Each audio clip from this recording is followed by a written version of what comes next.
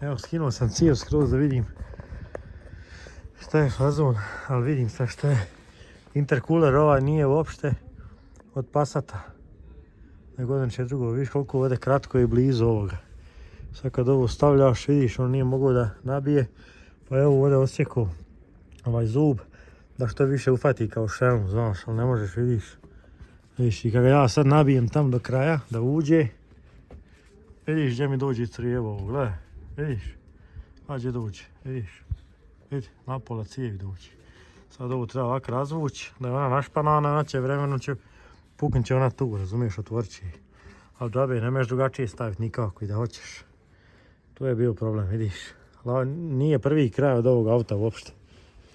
Ali eto, on je to uspio da složi ipak. Super.